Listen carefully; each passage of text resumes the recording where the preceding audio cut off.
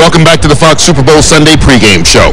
Time now to send it to our nation's capital, where Bill O'Reilly is standing by live in the White House with the 44th President of the United States. Mr. President, thank you very much for doing this, and I must thank you on behalf of the Fox News Channel for helping out Greg Palcott and Mr. Weig, who got roughed up in Cairo. And it was you, it was Robert Gibbs, the State Department, who really saved them, and we all thank you very much. Well, listen, those guys showed enormous courage, as so many journalists do around the world. And so not only was it important for us to make sure they were safe for them and their families, but to uphold the basic principle of free speech and freedom of the press.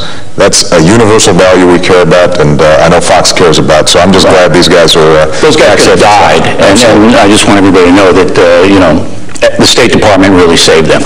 All right, Mubarak, is he going to leave soon? Well, he knows what he's going to do, but here's what we know, is that Egypt is not going to go back to what it was. The Egyptian people want freedom, they want free and fair elections, they want a representative government, they want a responsive government. And so what we've said is, you have to start a transition now. Mubarak's already decided he's not running for re-election again. His term is up this year.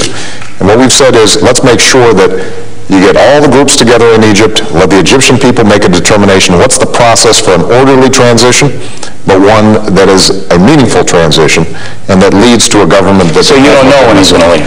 Well, ultimately, the United States can't absolutely dictate what happens, but what we can do, Bill, is we can say that the time is now for you to start making a change in that country. He's already done that, but the longer he stays in, the more people are going to die.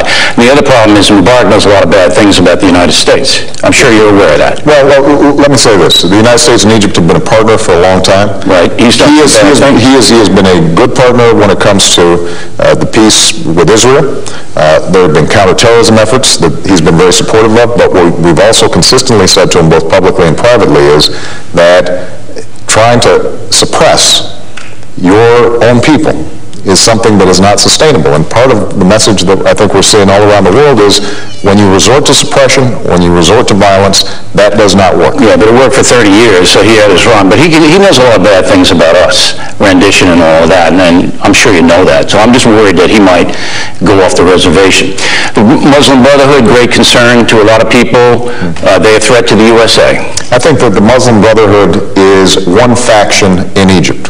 They don't have majority support in Egypt. But they are well organized, and there are strains of their ideology that are anti-U.S. There's no doubt about it. But here's the thing that we have to understand. There are a whole bunch of secular folks in Egypt. There are a whole bunch of educators and civil society in Egypt that wants to come to the fore as well. And so it's important for us not to say that our only two options are either the Muslim Brotherhood or a suppressed... But you don't want the Muslim people.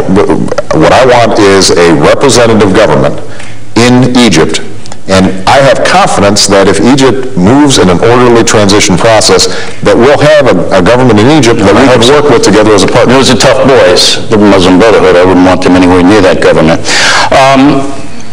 The federal judge in Florida said new health care law is unconstitutional. Supreme Court may follow in that. It's going to be very close. Are you prepared for that law to go down? Well, I think the judge in Florida was wrong. Keep in mind that we've had 12 judges that said that just threw this case out, the notion that the health care law was unconstitutional. Well, first it goes to the appellate court. There's a district court, then there are appeal courts, and then it goes to the Supreme Court. But here's the key point, Bill. And I said this in the State of the Union.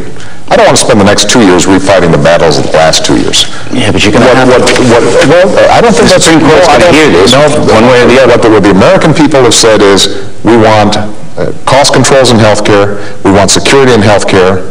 What I've said to the Republicans is, if you guys have ideas in terms of improving the healthcare system, if you have ideas that I can embrace on things like... They're not going to bother with it, though. They're going to wait till it goes to the court and hope it gets thrown out 5-4. Yeah. My question is, are you prepared if it gets thrown out? What are you going to do? Here's what I'm not prepared to do. I'm not prepared to go back to a day when the American people, if you've got a pre-existing condition, if you had a heart attack, you can't get health care. Here's what the Wall Street Journal said. I want you to react to this quote. Mr. Obama is a determined man of the left whose goal is to redistribute much larger levels of income across society. He may give tactical ground when he has to, as he did on taxes to avoid a middle-class tax increase, but he will resist to his last day any major changes to Obamacare and the other load-bearing walls of the entitlement state. This is a Wall Street Journal. You know, painting you as a pretty left-wing guy, you're going to draw the line. Well, the Wall Street Journal probably paint you as a left